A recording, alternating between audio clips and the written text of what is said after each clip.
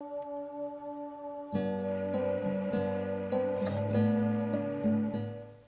शांति। आज हम सभी यहाँ पर जिस कार्य के लिए इकट्ठे हुए हैं, उस कार्य को हम सभी जानते हैं, समझते भी हैं। लेकिन सृष्टि रूपी रंगमंच पर शुरू से लेकर आज तक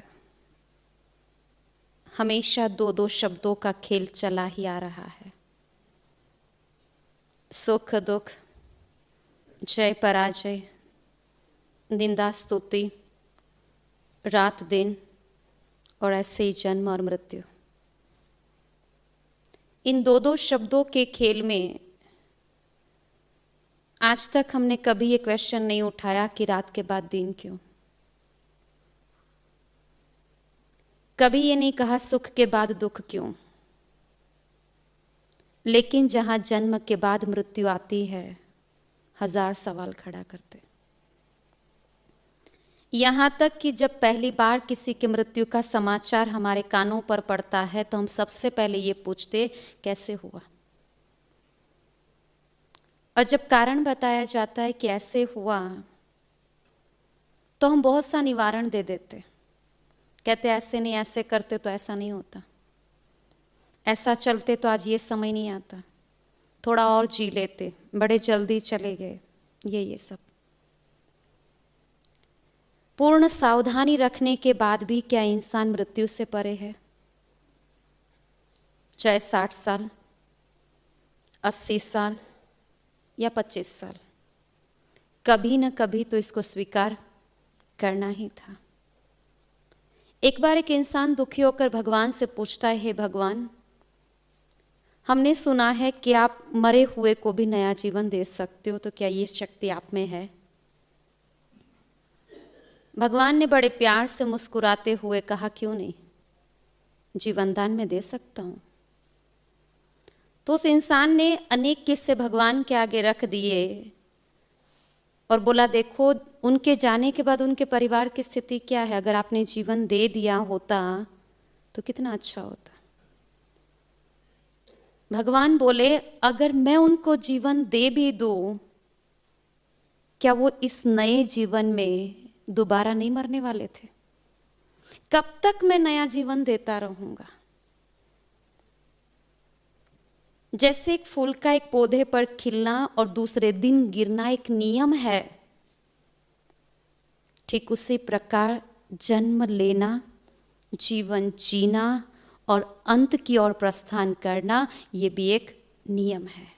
और इस नियम में मैं भी बंधा हुआ, मैं इसे चेंज नहीं कर सकता। अगर आज से 100 साल, 200 साल या कुछ सदी पीछे जाओ तो हमसे भी अच्छे महात्मा, पुण्यात्मा, त्रेता से भी अगर आगे जाओ तो देवात्माएं थे। आज के कलिकाल के अंदर उन आत्माओं की अति आवश्यकता है। फिर भी उनको शरीर से अमरत्व प्राप्त नहीं हुआ तो आज हमें होना तो असंभव बाबत है। आज तक कोई दुनिया में एक आंगन ऐसा नहीं मिलेगा जहां मृत्यु के कदम नहीं पड़े हो। एक भी दरवाजा ऐसा नहीं है जहां मृत्यु ने दस्तक नहीं दी हो। हर इंसान के जीवन में जन्म और मृत्यु दो बातें हैं ही। लेकिन मृत्यु के समय इंसान जो दुखी होता है ना, दुखी होने का एक कारण है। आज हमें नॉर्मल भी कोई कह देता है, चलो फलाने के घर जाके आवे, वो भी 2 या 3 घर छोड़कर ही है, ज्यादा दूर नहीं है। फिर भी हम कहते थोड़ा सा तैयार हो जावे, 2 घर दूर जाना है। 2 घर दूर जाने के लिए भी हमें तैयारी चाहिए, और इस लोक से परलोक की तैयारी तो इंसान जीवन काल नहीं करता है। और बिना तैयारी के संसार से जब विदा होना पड़ता है, वो सबसे बड़ी दुखदायी घटना है। इंसान के जीवन की 3 घटनाएं जिसमें वो क्या क्या करता है। सबसे पहला देखो, प्रसंग कहो तो जन्म। अगर घर में किसी बच्चे का जन्म होने वाला होता है तो 2 मास पहले से तैयारी शुरू होती है। हर व्यक्ति खुश है, उसके स्वागत में जो लगाना पड़े तन मन धन वो लगाने के लिए तैयार है। दूसरा प्रसंग है शादी, जिसकी तैयारी आज के मॉडर्न युग के अंदर 1 साल पहले चलती है। बुकिंग सिस्टम, जिसमें तन मन धन समय शक्ति संकल्प स्थान सब खर्च करते। और तीसरा प्रसंग है मृत्यु, जिसकी तैयारी सेकंड पहले भी नहीं होती है और फिर भी निकलना पड़ता है।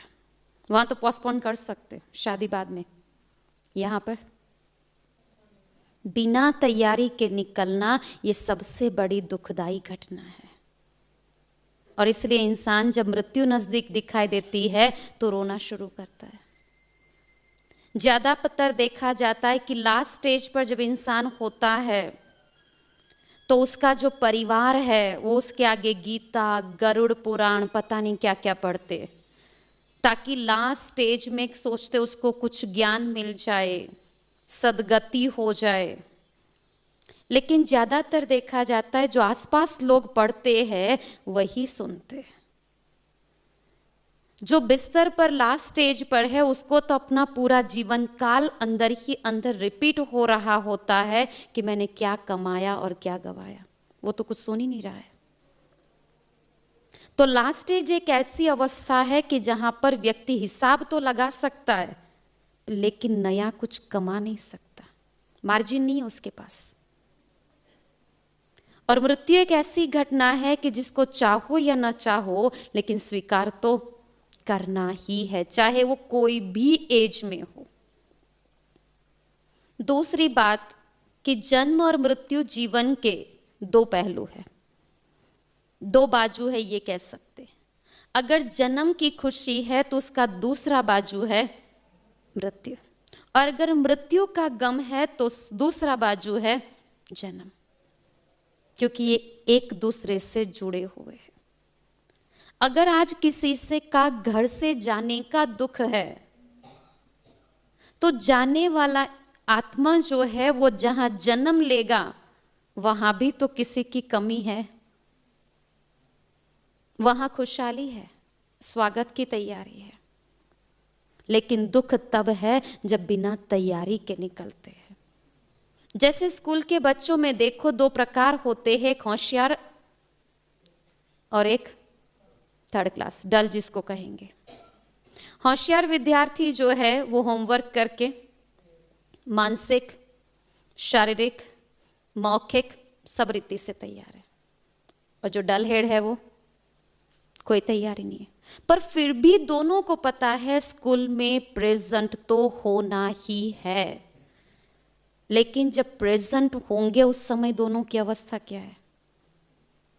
एक पूरा खुशी से तैयार है अपनी तैयारी को अपने टीचर के आगे प्रस्तुत करने के लिए, और डल हेड डर रहा है, पसीना है, क्यों? पनिशमेंट मिलेगी। हम भी जब संसार में आए तो ऊपर वाले ने कुछ होमवर्क दिया था, और वो होमवर्क था दुआएं देना दुआएं लेना, सुख देना सुख लेना, न दुख देना न दुख देना। लेकिन लास्ट स्टेज पर जाकर अगर अपना होमवर्क चेक करो तो लाइफ टाइम भी होमवर्क कंप्लीट नहीं होता है, और निकलने का समय तो बस जैसे स्कूल की घंटी बजने की 2 सेकंड की देरी है और याद आए कि ये बुक नहीं लाए या ये होमवर्क नहीं किया तो क्या अवस्था बनती है। वो अवस्था संसार के विदाई समय की होती है। फिर चाहे आसपास गीता पढ़ लो, चाहे गरुड़ पुराण पढ़ लो, वो तो अपने जीवन के हिसाब किताब में है। तो संसार की ये बहुत दुखदाई घटना मानी जाती कि मृत्यु। लेकिन अगर किसी भगवान के परम भक्त को पूछा जाए कि आपकी दृष्टि से मृत्यु क्या है, तो कहता है भगवान का भेजा हुआ निमंत्रण है अपने घर के लिए। किसी साइंटिस्ट से पूछो तो कहते परिवर्तन की प्रक्रिया है जन्म और मृत्यु, और साधारण इंसान इसको मृत्यु समझकर 6 माह साल भर बस रोता रहता है। दुख इस बात का ये जरूर है कि जाने वाला इंसान वापस तो आएगा इस संसार में, पर वही रंग रूप, वही संबंध, वही नातों से नहीं मिलेगा। मिलेगा जरूर, लेकिन ड्रेस और एड्रेस दोनों चेंज होगी। ड्रेस माना बॉडी, चाहे स्त्री चाहे पुरुष, और एड्रेस माना घर। मतलब ये कहा जाए मृत्यु एक ऐसी नींद है, जैसे हम रोज सोते हैं सुबह जागते हैं, लेकिन मृत्यु एक ऐसी नींद है, सोएंगे इस घर में और हमारी जाग होगी कोई दूसरे घर में। लेकिन जन्म और मृत्यु की प्रक्रिया को हम बदल नहीं सकते। हम अगर केवल बदल सकते हैं तो अपनी मृत्यु की स्थिति को बदल सकते। कैसे निकलना है हमें, हंसते हुए या रोते हुए? कईयों के जाने के पीछे ये बोला जाता है अच्छा हुआ गए तो बीच में आ रहे थे। क्यों? क्या वो काला था, दिखता अच्छा नहीं था, आवाज अच्छी नहीं थी? नहीं। और कईयों के लिए कहते अगर इनके बदले भगवान हमको उठा लेता ना तो मंजूर था वो हमें। क्योंकि आज तक हमने देखा है, चाहे स्वामी विवेकानंद हो, चाहे गांधी जी हो, चाहे धर्म स्थापक हो, चाहे कोई भी हो, हर इंसान अगर आज संसार में जिंदा है तो अपने कर्म और अपने आदर्शों से है, शरीर से नहीं होता है।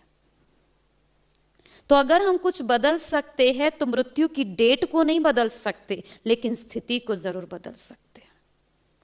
और वर्तमान का समय जहां कहते हैं अकाले मृत्यु का होलसेल मार्केट है। मृत्यु का अंक कितना सुनने को मिलता है रोज? 1-2 मिलता है, हजारों में मिलता है। मृत्यु के प्रकार भी देखो तो कहाँ एक्सीडेंट, कहाँ आयुष्य के हिसाब से, कहाँ बीमारी के कारण, कहाँ मर्डर केस, कहाँ सुसाइड केस, कहाँ प्राकृतिक आपदाओं में लाखों की जनसंख्या, बहुत कुछ। आज से कुछ साल पहले ये जानना पड़ता था क्यों इसकी मृत्यु हुई, आज नहीं पूछना पड़ता। आज बहुत सारी वजह है मृत्यु की, पूछना नहीं पड़ता। लेकिन जीवन काल में जीवन जीने की तैयारी करते करते इंसान मर जाता, पर जीवन नहीं जी पाता। संसार के इस मेले में जब इंसान प्रवेश करता है तो बहुत सारी प्लानिंग करता है, ये करेंगे वो करेंगे, पर लास्ट स्टेज पर उसको पूछो तो कुछ नहीं होता है।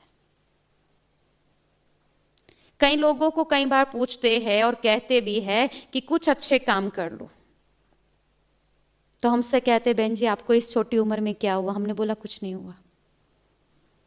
लेकिन लास्ट एक अवस्था ऐसी आती है जहां अपना शरीर हमें साथ नहीं देता, और उस समय हम कहे कि हम ये करेंगे वो करेंगे, ये अपने आप को धोखा देने वाली बात हो जाती है। जीवन की जो लास्ट अवस्था होती है जिसको बुढ़ापा कहते, चलो अगर 200 साल भी जी लिए पर शरीर फिर भी अपने हिसाब से ही चलना है। कई लोग कहते भगवान ने अगर संसार में मृत्यु नहीं रखी होती तो कितना अच्छा। रोज बोलता था, एक दिन मंदिर में जाकर बोलने लगा। भगवान ने बोला आपकी इच्छा क्या है? तो बोला भगवान आपने ये जो संसार रचा ना बहुत अच्छा रचा, कोई कमी नहीं, पर बोले एक तकलीफ है। भगवान बोला क्या? बोला मृत्यु क्यों रखा है? भगवान बोला और सबकी बात छोड़िए, आप अपनी राय बताइए, आप क्या चाहते हो? उसने बोला भगवान मुझे एक वरदान दो कि आज से अभी से लेकर मेरे परिवार में कभी किसी की मृत्यु ना हो। भगवान बोले मुझे वरदान देने में कोई दिक्कत नहीं है, लेकिन बहुत सोच समझ कर ये वरदान आप कल इसी समय पर मेरे से ले लेना, मैं बिना पूछे आपको दे दूंगा। वो इंसान कहता है भगवान नहीं, मैं कल तक मर गया तो सो मुझे ये वरदान अब भी चाहिए। भगवान बोला तथास्तु। नाचते हुए गाते हुए घर जाता है, सबको ये मैसेज दे दिया आज के बाद इस घर में कभी किसी की मृत्यु नहीं होगी। शुरू में तो विश्वास नहीं हुआ, लेकिन 50-60 साल का जो समय बीता, मृत्यु नहीं आ रही है किसी की। 300 साल के बाद उस घर की अवस्था ये बनी कि उस घर के अंदर वृद्धस्थ लोग ज्यादा है। ऐसे लग रहा था जैसे एक वृद्धाश्रम है या हॉस्पिटल है। और पहले जो घर था वो 4 कमरे किचन का घर था, आज साइड पर, ऊपर, नीचे, आगे, पीछे कमरे से कमरे जुड़ते गए। क्योंकि वरदान ये था कि मरेंगे नहीं, पर ये तो नहीं था ना कि जन्म नहीं लेंगे। जनसंख्या तो बढ़ रही थी और कम नहीं हो रहे थे। और अमरत्व के वरदान से कोई अलग होना भी नहीं चाह रहा था, तो घर बड़ा होता जा रहा था। अब सबसे खस्ता हालत तो उस इंसान की थी जिसने ये वरदान मांगा था भगवान से। वो 300 साल का हो चुका था, पर उसका जो ये शरीर था ना, वो पूरा जकड़ चुका था। हाथ भी ऐसे नहीं हो रहा था, ठीक से बोल भी नहीं पा रहा था। और घर में भीड़ इतनी है, चलते भी इंसान टकराते थे, बैठो तो भी भीड़, कहाँ जाए कहाँ बैठे। कोई किसी को सुनने के लिए तैयार नहीं था। क्यों? क्योंकि अब सबके सिर से मृत्यु का डर निकल चुका था। कौन छोटा कौन बड़ा, क्या पाप क्या पुण्य, कोई मायने नहीं रखता था। अंदर ही अंदर वो दुखी हो रहा था, पर क्या करे। एक बार संडे के दिन उसने अपने बेटे के बेटे के बेटे को बोला, बेटा सुन, एक काम करेगा? बोले क्या? बोले आज मुझे मंदिर ले चल। बोले ठीक है। वो मंदिर ले गया। हाथ भी ऐसे मुश्किल से जोड़ सकता था क्योंकि जकड़ गए थे ना। हाथ जोड़कर अपनी तोतली भाषा में भगवान को कहता है, भगवान माफी मांगता हूं, सच है कि तेरे रचे हुए संसार में कभी कोई कमी नहीं है। कमी मेरे दिमाग में थी, जो मैंने ये वरदान पा लिया। आज फिर कहता हूं, कृपा करके इस वरदान को वापस ले लो। मेरे घर की हालत तो शंभू मेले जैसी है, जहां लोग तो है पर अपनापन नहीं है। तब जाकर एहसास हुआ कि मृत्यु एक कल्याणकारी घटना है। अगर मृत्यु घटना को निकाल दिया जाता तो द्वापर कालीन के जो भी हमारे दुश्मन थे, वो दुश्मनावट जो है वो आज तक चली आ रही होती है। मृत्यु एक ऐसी घटना है जो भूतकाल को भूल करके वर्तमान में हमें शांति से जीने के लिए मार्जिन देती है। नहीं तो वो रिश्ते, वो घर कभी नहीं भूलता जहां से हम वापस आए हैं। तो देखो कि मृत्यु के बाद कई सारी विधियां हम करते हैं, तो ये करने का वजह क्या है? जिसके पहले एक छोटा सा दृष्टांत समझ ले। मान लो कि आपका और मेरा रिश्ता बहुत अच्छा है, आज तक कभी अनबन नहीं हुई। आपके पास कोई साधन है जो मुझे 2-4 दिन के लिए यूज करने के लिए चाहिए, सो मैंने आपसे मांगा, आपने बड़े प्यार से दिया।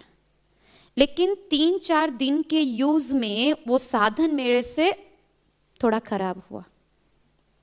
फर्ज क्या होती है?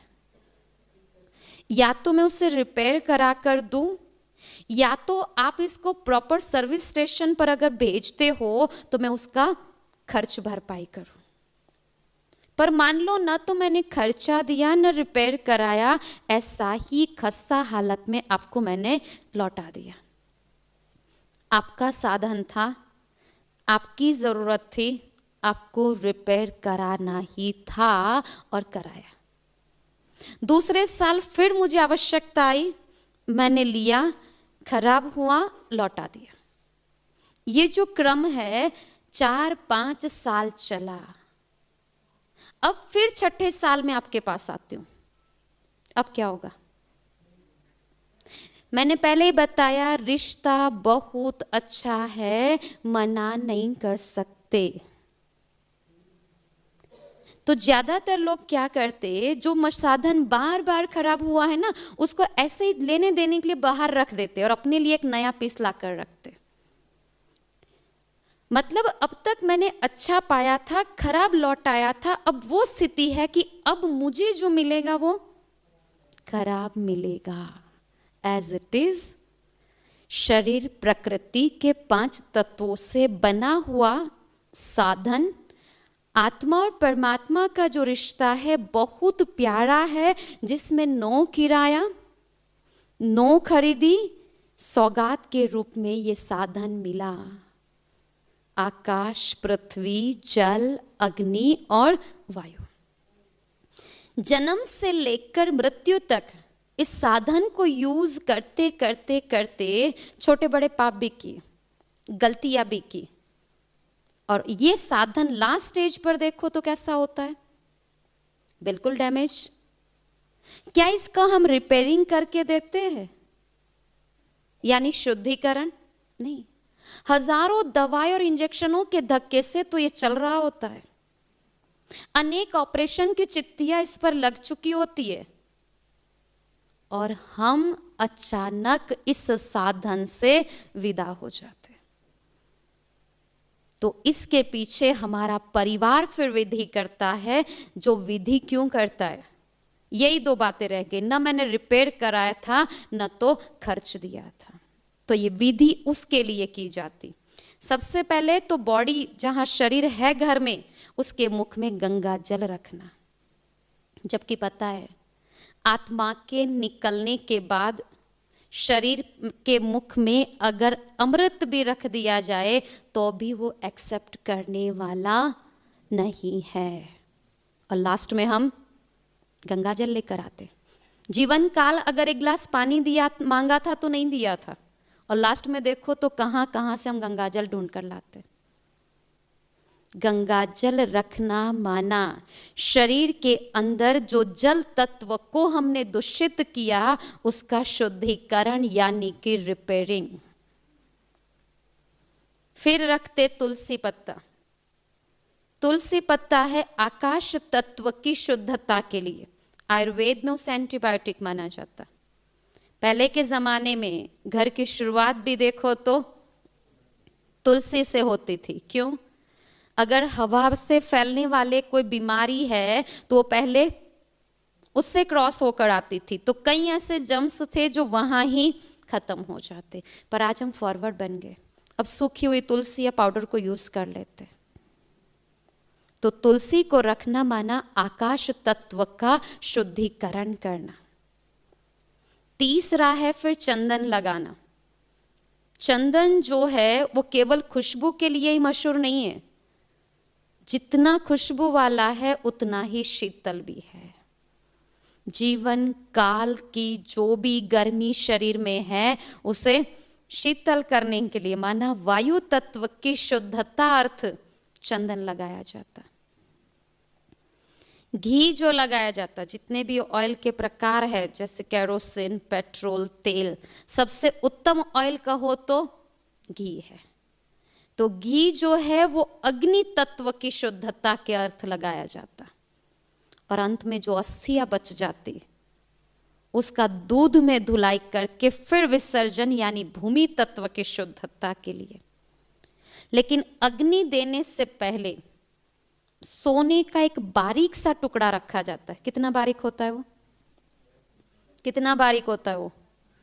बहुत संभाल के रखना पड़ता है।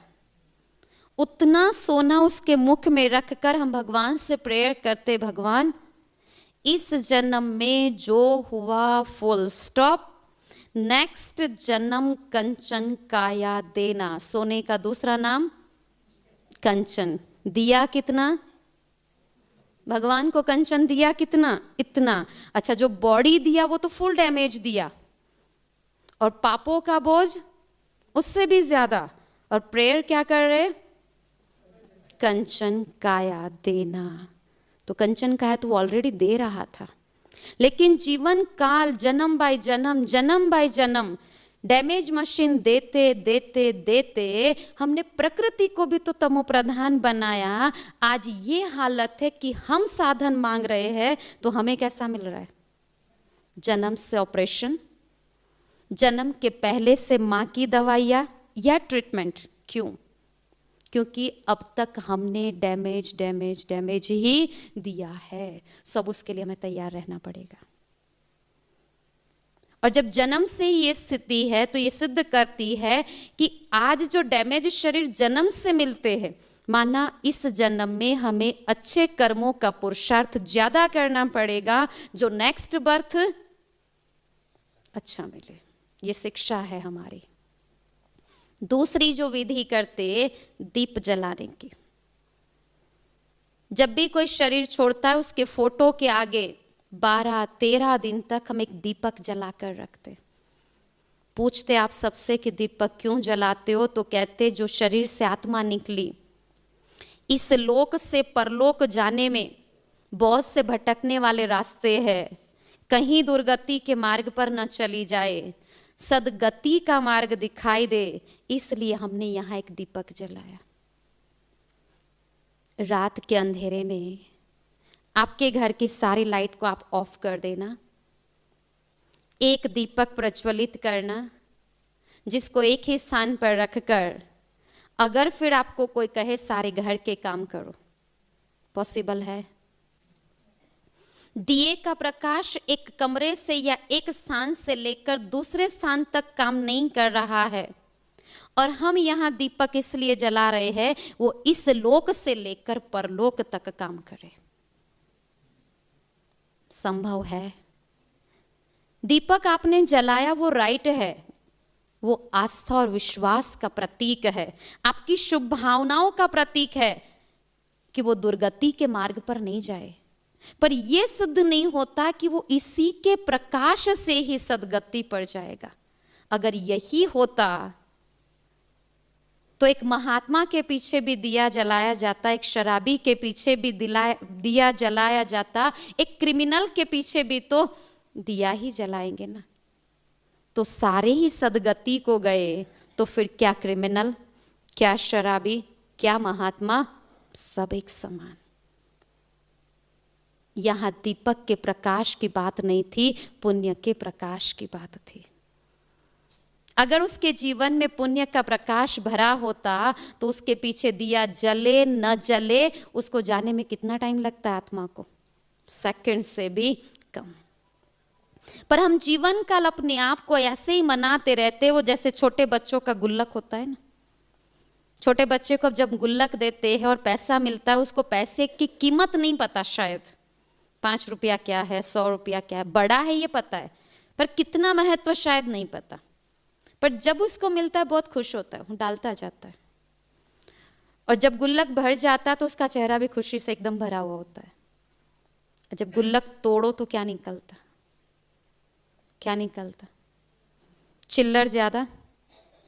चिल्लर ज्यादा माना आवाज ज्यादा, वजन ज्यादा, कीमत कम। जीवन की गुल्लक को अगर लास्ट टाइम पर देखो, आवाज ज्यादा, माना मैंने ये किया, इतनों को मदद की, इतना अच्छा काम किया, इतनी दुआएं ली, इतना पुण्य कमाया, आवाज ही आवाज है। चिल्लर ज्यादा, माना जो आवाज थी वो बड़ी थी, पर जो किया था वो तो ऑलरेडी छोटा था। और बोझ ज्यादा, वजन ज्यादा, माना जो आपने आवाज की, कीमत जमा की, उससे डबल तो पापों का बोझ है, तो कीमत डाउन हो जाती। और हम इसी भ्रम में जी रहे हैं, हमारी गुल्लक भर गई, भर तो गई पर परंतु किस अवस्था में? तो पुण्य का प्रकाश जो है वो सदगति की ओर ले जाता। जो जीवन काल अगर उसने जमा किया है, तो जब कोई हॉस्पिटलाइज होता है, कई बार डॉक्टर कह देते अब इससे दवाई काम नहीं करेगी, हो सके तो दुआ करो। क्या इमरजेंसी केस में दुआ मिलती है? दवा तो फिर भी मिल जाती है, 24 घंटे मेडिकल स्टोर ओपन रहते हैं, लेकिन दुआ नहीं। दुआ अगर जमा होगी तो मांगने की आवश्यकता ही नहीं खड़ी होती, वो ऑलरेडी उसके अकाउंट में जमा हो ही जाती है। तो ये जीवन की लास्ट स्थिति हमारी बताती कि हमारा पुण्य का प्रकाश कितना जमा है। उसके बाद की एक विधि करते हैं, 12-13 दिन तक उस आत्मा को जो भी भोजन पसंद होता था उसे खिलाते। उसे खिलाते माना किसी गाय, पशु, कौवा जो भी होता है उसको खिला देते। समझ से उस तक पहुंचा। हम सबको पता है कि जैसे एक ब्राह्मण को हम जो भी सामान देते हैं वो उस आत्मा तक नहीं जाता, क्योंकि जाने वाला जब अपना बॉडी ही हमारे चार कंधों पर छोड़कर चला गया तो और क्या ले जाता। और अगर ले जाने की छुट्टी ऊपर वाला देता तो तैयारी करने में कितना टाइम लगता। ले जाने की अगर कोई भी चीज ले जाने की छुट्टी देता तो वो जमा करने में कितना टाइम लगता, और कितनी जमा करते। नहीं ले जाते फिर भी इतनी जमा कर रहे हैं, अगर ले जाना होता तो ऊपर वाले का जो ये विधान है, खाली हाथ आना, खाली हाथ जाना। केवल जब मुट्ठी बंद करके बच्चा जन्म लेता तो भाग्य लेकर आता, और जब जाता तो भाग्य यूज करके केवल पाप और पुण्य का अकाउंट लेकर जाता है। तो उसके पीछे 12 या 13 दिन तक जो भोजन देते वो इतना तो पूरा ज्ञान है, पदार्थ उस तक नहीं पहुंचता। लेकिन उसके पीछे की जो भावना है कि वो सुखी हो, संतुष्ट हो, तृप्त हो, इसलिए अर्पण करते। तो यहां के दिए हुए अन्न और जल की भावना उस तक पहुंचती है तो आंखों के निकले हुए जल की भावना भी तो पहुंचेगी ना। और वो जल किस लिए था? सुखी करने के लिए था या दुख के आंसू थे? तो उस तक पहुंचकर क्या देंगे उसे?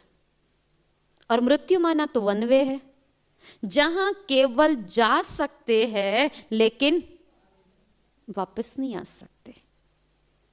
अब वो शरीर से तो आत्मा निकल चुकी है, वापस भी नहीं आ सकती। हम अपने रोने से, दुख से उसको बांध कर रखे, छुट्टी भी न दे, वापस भी ना आ सके, तो किस अवस्था में रखना है हमें उसे? आज एक दुकान पर भी हम सामान खरीदने जाते, सामान लिया, पैसा दिया, उतर गए। संसार में भी जिस घर में जन्म लिया, जहां अन्न जल खत्म हुआ, घर से बाहर। तो उसके पीछे जो हम अर्पण करते हैं, जब उसकी भावनाएं पहुंचती है तो रोने की भावना भी तो पहुंचती है।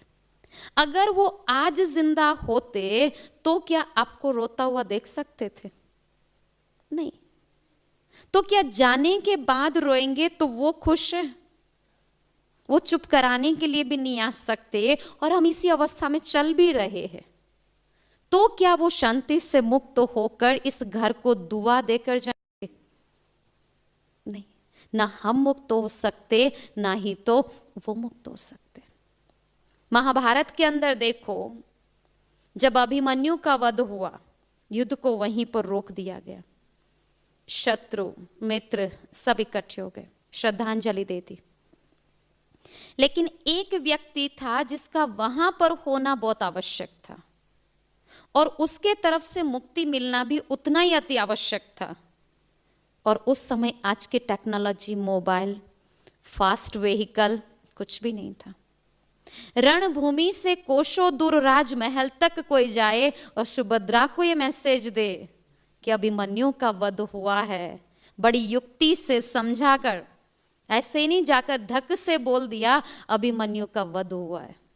नहीं, भूमिका तैयार करके फिर बताना, फिर रिटर्न मैसेज लेकर आना, तब तक महान योद्धा की आत्मा को भटकता रखना, ये हिंदू धर्म का सबसे बड़ा पाप माना जाता। और ये सुभद्रा के जीवन में न बोझ बने, इसलिए सुभद्रा की ओर से श्री कृष्ण ये दान वहीं अदा कर देता है। तो आज हम सब की फर्ज क्या है?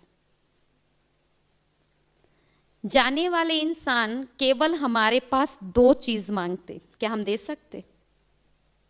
जो आत्मा चली गई वो हमारे पास केवल 2 चीजें मांगती है, दे सकते हम? कई लोग पूछते पहले बताओ तो सही वो क्या है? संपत्ति तो नहीं, प्रॉपर्टी तो नहीं, नहीं। जाने वाला इंसान केवल हमसे 2 चीज मांगता है, शांति दो, मुक्ति दो। दे सकते? अब मान लो हमारा बहुत कट्टर दुश्मन मृत्यु हुई है, तो क्या दे सकते? दे सकते?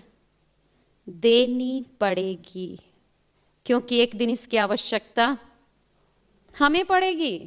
कई लोग कहते हैं अगर मैं मर जाऊं तो इस दुश्मन को नहीं बुलाना, मुझे इसकी ओर से शांति और मुक्ति नहीं चाहिए, हम तो ऐसे ही निकल जाएंगे। मुश्किल है। जितना प्यार का बंधन होता है उतना ही दुश्मनावट का भी बंधन होता है। चेक करो, जब किसी से बंधन टूट जाता है, दुश्मनी आ जाती है, हम बोल देते आज से मेरी डिक्शनरी में तेरा नाम नहीं होगा, ठीक है। चेहरा भी नहीं देखते, बोलते भी नहीं, कुछ भी नहीं, और लोगों को बता भी देते हमारा कट ऑफ हो गया है। हो गया है? कट ऑफ हो गया है? नहीं, जिसके भी पास जाते हम किससे तो इसी के सुनाते, देखो इसने मेरे साथ ऐसा किया, तो हमारे दिलो दिमाग में तो वही है, केवल सामने नहीं है।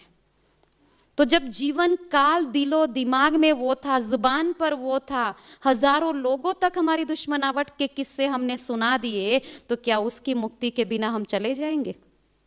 और अगर चले गए तो कार्मिक अकाउंट कैरी फॉरवर्ड, फिर जन्म लो, फिर युद्ध शुरू।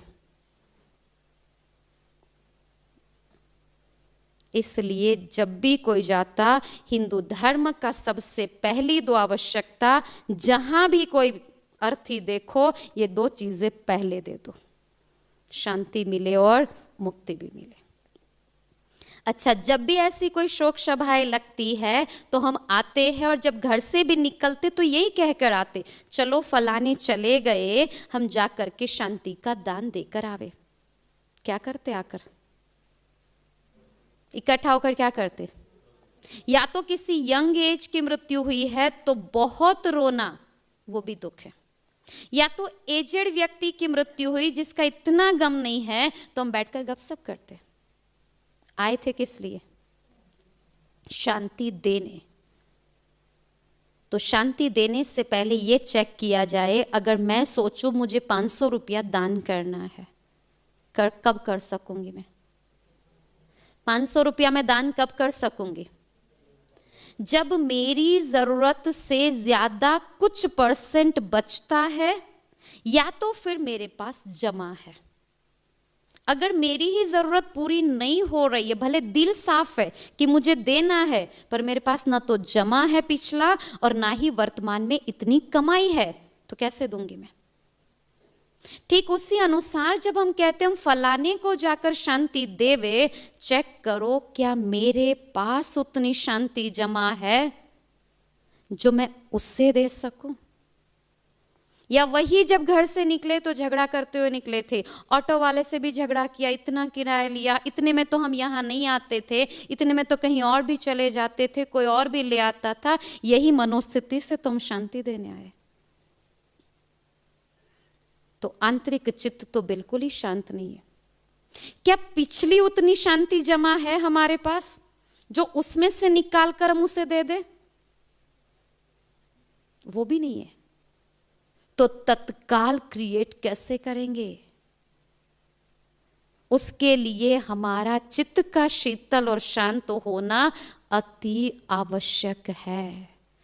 और वो चित्त शीतल और शांत तब होगा जब जाने वाले इंसान के प्रति जो हमारा दृष्टिकोण था वो एकदम ट्रांसपेरेंट, माना साफ हो जाए। और तीसरी बात, जब इंसान जाता है, कई बार इतना नजदीकी रिश्ता होता है कि हम खुद को नहीं संभाल पाते, सोचते अब संसार में इनके बिना जीकर हम क्या करेंगे। जीवन वो छोड़कर गया और कोई बहुत नजदीकी संबंधी है, उससे लगता है मेरा भी जीवन अब नहीं है, पर फिर भी जीवन तो है ना। एक बार ऐसे ही एक माँ बहुत रो रही होती है क्योंकि उसका बच्चा मर गया। ट्विंस थे उसके।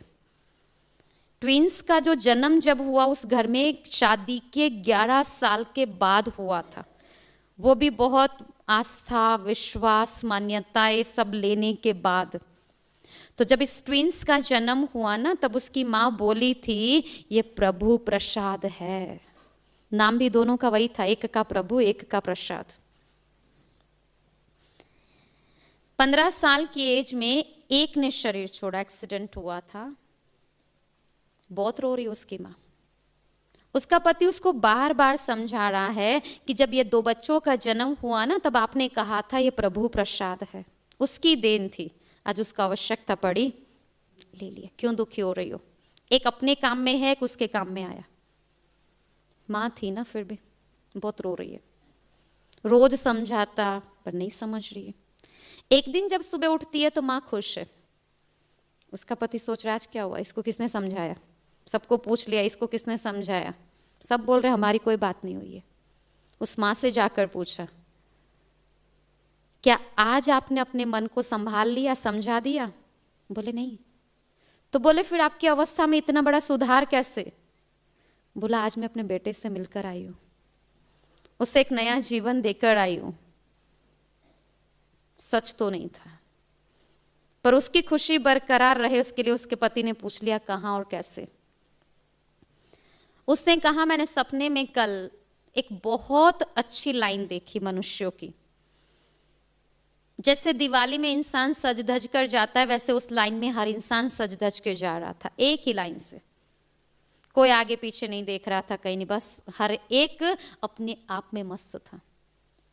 हर एक के हाथ में एक बहुत सुंदर सजा हुआ दीपक था, बहुत अच्छा जल रहा था, लंबी लौ से, और मस्ती से चल रहे थे।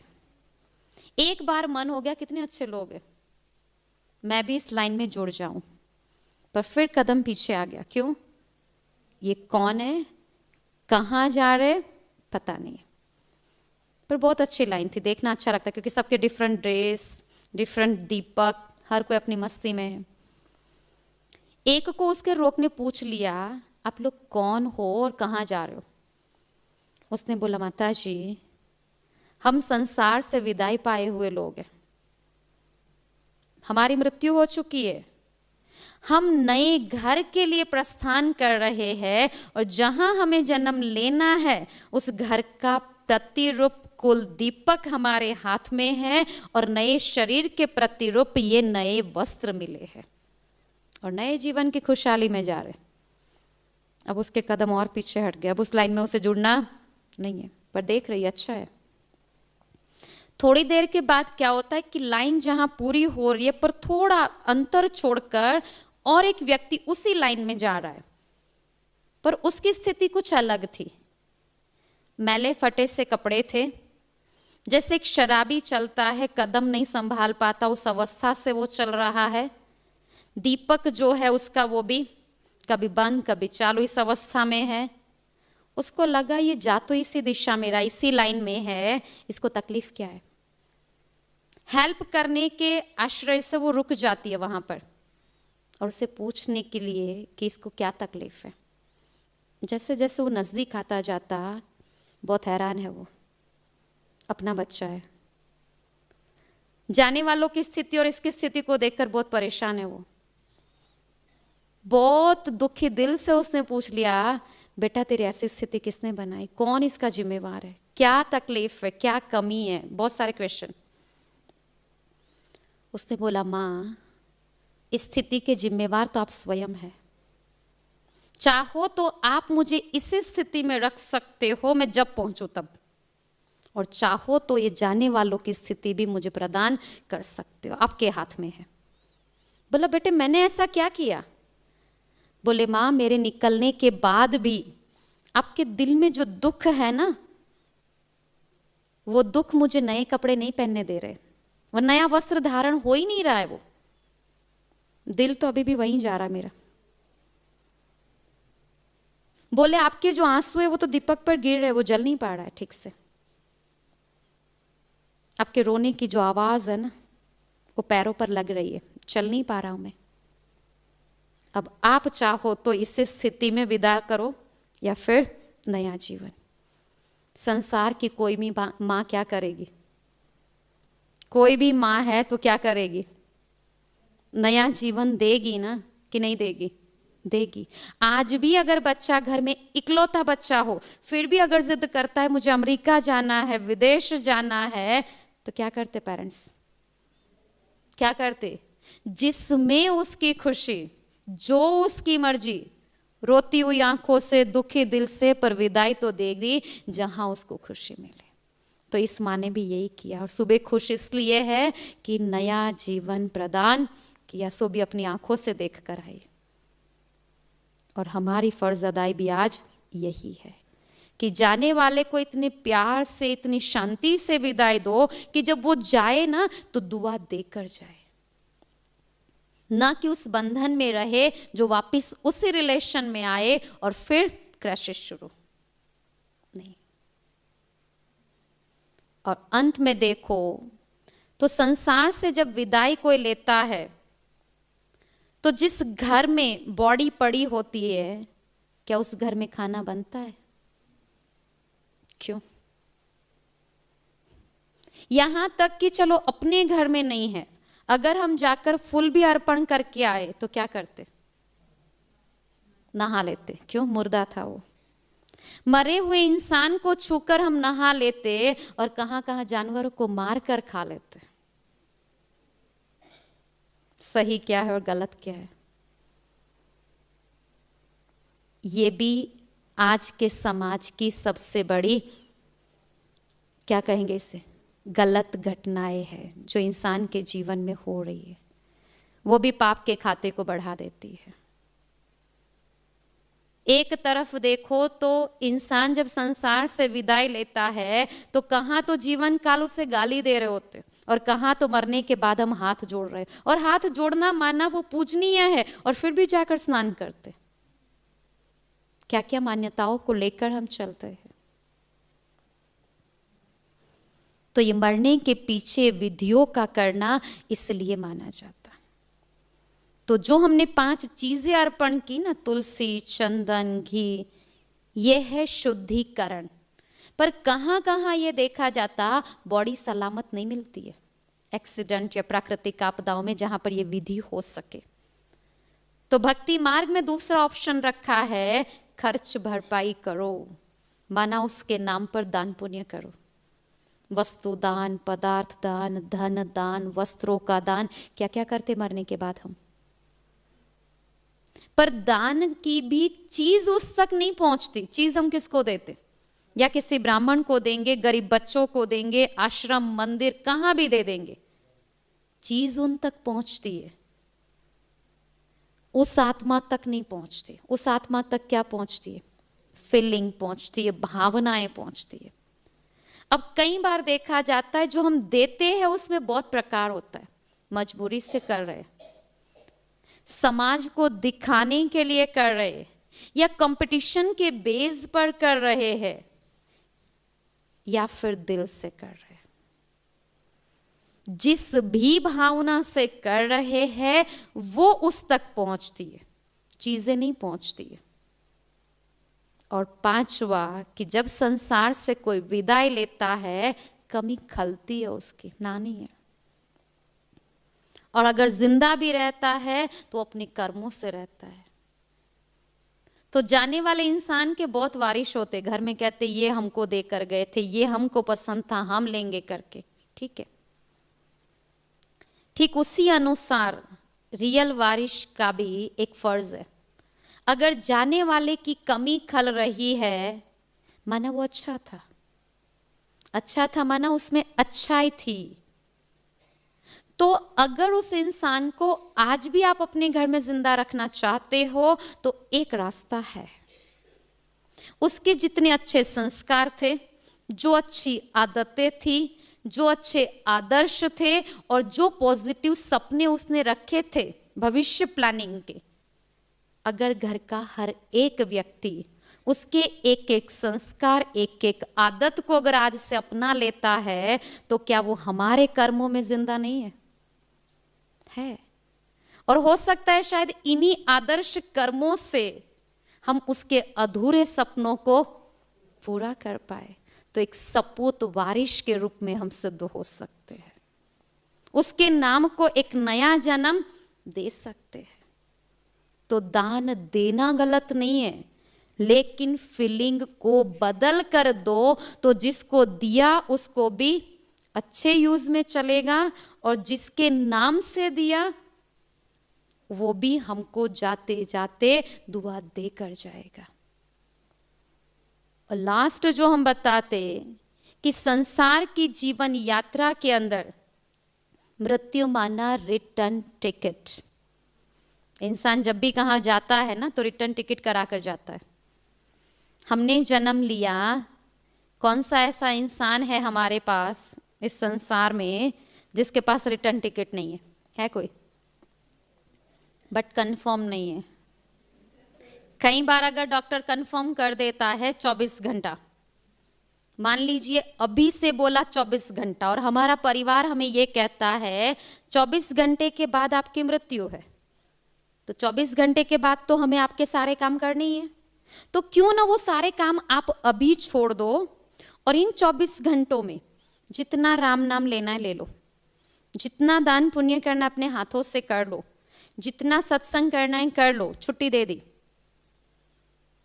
क्या इन 24 घंटों में हमारी बुद्धि 24 घंटे के बाद मृत्यु है ये जानकर राम नाम में लग जाएगी? 24 घंटा है, कैसे होगा? अच्छा 24 साल बोलता तो बहुत टाइम है ना, बहुत टाइम है, इसलिए वो नहीं बताता, कंफर्म नहीं देता वो। तो 24 घंटा अगर मिलता है तो सबसे पहले बुद्धि कहां जाती है इंसानों की? 24 घंटे है, फाइनली अभी से शुरू हो रहा है, कहां जाएगी बुद्धि? ऑफिशियल वर्क, सिग्नेचर, स्टैंप खत्म करो, आधा दिन तो निकल जाएगा ना। आधे दिन में फिर ऊपर वाला राम तो मुश्किल याद आता है, नीचे कोई राम भाई लक्ष्मण भाई मुझे इनसे मिलना था, इसको काम देना था, वो खत्म करो। और कुछ टाइम रह गया तो मुझे जीभ के भी तो टेस्ट बाकी है, ये खाना था, ये टेस्ट करना था। 24 घंटे फिनिश, इससे वो नहीं बताता। वो कहता है जब मैं आऊं तो आपकी 3 अवस्थाएं होनी चाहिए, अचानक एवर रेडी, और उसके लिए बहुत काल का अभ्यास। वो नहीं है, और उसके कारण रोते हो जाते समय। जाते समय रोने की अवस्था इसी कारण है। तो रिटर्न टिकट हम सबके पास है, पर उस पर ये नहीं लिखा कौन सी डेट पर, कौन से स्थान से और किस विधि से। और अगर कंफर्म भी हो जाए तो हम तैयारी नहीं करते। तो आखिरकार हमारे जीवन का रास्ता कितना था, मापा है कभी? घर से लेकर स्मशान तक, बस इतना ही था। वो हम नहीं चल पाए तो लोगों ने उठाकर पहुंचा दिया, और जो जीवन काल हम चले वो तो भटकाने वाले रास्ते थे। और इसलिए जब घर से लेकर श्मशान तक ले जाते ना, तब लोग बोलते राम नाम, तो वो तो ऑलरेडी सत्य है राम नाम तो। पर हमारा नाम सत्य कब होना था? जब हमारे कर्म सत्य होते थे। और इसलिए जब अग्नि दाह देते उसके पहले एक मटकी लेकर चारों ओर चक्कर लगाकर लास्ट में फोड़ देते, माना जो भी हिसाब किताब था, जो भी कर्मों की मटकी भरी हुई थी, यहां पर फिनिश। तो इस सारी विधियों को तो हम करते, परंतु समझ कर नहीं करते। और कई बार फिर कईयों के कहने पर 2-3 दिन तक भी हम शांति प्रवचन के लिए आते, और वो भी यही लक्ष्य रहता है कि उस आत्मा 12-13 दिन तक उसी घर में उसके वाइब्रेशन होने के कारण उसके पीछे हमारी जो भी कार्य प्रणाली है उसको वो देखती है, समझती है। तो अगर उसके पीछे बैठकर हम 5-3 दिन जो भी कार्य करते अच्छे, तो वो भी दुआ देकर जाती, और उसके नाम पर हम भी उतना पुण्य जमा कर पाते। नहीं तो कहाँ 12-13 दिन तक हम एक ही इंसान के घर रोज बैठने जाने वाले थे? नहीं जाने वाले थे। तो ये इसीलिए एक सिस्टम बना हुआ है। पर ज्यादातर हम बैठते हैं तो या तो गपशप मारते या फिर रोकर चले आते। तो आज से अपने लिए फाइनल करेंगे, अगर कहीं कोई अर्थी दिख भी जाए या जाते भी है, तो जाने से पहले अपनी भूमिका, अपने आप के चित्त को शांत करके फिर उसका दान देने के लिए जाएंगे, तो वो सार्थक है। ताकि हम तो उसके संबंधों में क्लियर हो जाए, हमारा अकाउंट तो ट्रांसपेरेंट हो जाए। इस विधि से जाना है, न कि केवल गए और 5 मिनट बैठकर आ गए। ये सिस्टम नहीं है। तब कहेंगे हमने मृत्यु की घटना को सहर्ष स्वीकार किया। बाकी ऐसे तो आने और जाने वाले बहुत है। जाए तो ऐसे जाए कि हम हंसते जाए, पीछे पूरा जग रोता हुआ हो, क्योंकि जब हम आए तो हम केवल ही रो रहे थे, बाकी सब हंस रहे थे हमको देखकर। तो कर्मों से अनुसारो जब हम संसार से विदाई ले, पीछे जग रो रहा हो और हम अपने पुण्य को देखकर हंसते हुए जाए, तो उसके पीछे हम इतना सा अपना दान तो दे सकते हैं। एक तो चित्त को शांत करे और मुक्ति रियल में दे, और ये श्रद्धांजलि अर्पण करे। वो आत्मा जहां भी जाए, जिस भी घर में जाए, सुख शांति समृद्धि संपन्नता को पाए, दुख शांति की लहर भी उस तक न पहुंचे। ये श्रद्धांजलि सच्चे भाव से देने से पहले उस आत्मा के प्रति ये कामना जरूर रखो कि अगर जीवन काल हमारे और उसके संबंधों में मन से, वाणी से, कर्म से अगर दुख पहुंचा है तो सॉरी, फुल स्टॉप। सॉरी कहने से रिश्ता और अकाउंट जो है वो खत्म नहीं हो जाता। अगर मैं आज आपकी लाख रुपए की चीज तोड़ दूं और फिर कहूं सॉरी, सॉरी माना फुल स्टॉप लगा, झगड़ा आगे नहीं बढ़ा, पर वो चीज नहीं मिली। उसका दुख तो तब खत्म होगा जब वो लाख रुपया मैं लौटाऊं या वो चीज उसको लौटाऊं। तो कई बार ऐसा होता है कि मान लो आपकी और मेरी कभी नहीं बनी, जब भी मिले झगड़ा ही किया, बहुत ही अपशब्द के साथ अलग हुए, और अलग होने के बाद भी बहुत बहुत बहुत गलत सोचा। मान लो अगर कल मैं हॉस्पिटलाइज होती हूं और डॉक्टर मेरे लिए कहता है ये 2 दिन जिंदा रहेगी, और उस समय आप मिलने आएंगे, मुझे तो मेरी मृत्यु नजदीक दिखाई दे रही है ना, सो मैं आपसे कहूंगी सॉरी, मैंने आज तक आपके साथ बहुत गलत किया। अब झगड़ा होगा? अब झगड़ा होगा नहीं। अच्छा, मैं सॉरी करूंगी तो सामने वाला पात्र या अगर आप है तो क्या कहेंगे उस समय? फिर पिछला सारा याद आएगा? क्या कहेंगे? ठीक है, चलता है, जीवन था ना, हो गया, ठीक है, माफ किया। क्या यहां हिसाब पूरा हो जाता है? हिसाब तो उसी समय बना था जब मैंने आपको कोई अपशब्द सुनाया, और वो सुनकर आपका दिल जितना दुखी हुआ, जितने % में दुखी हुआ, अकाउंट वो बना।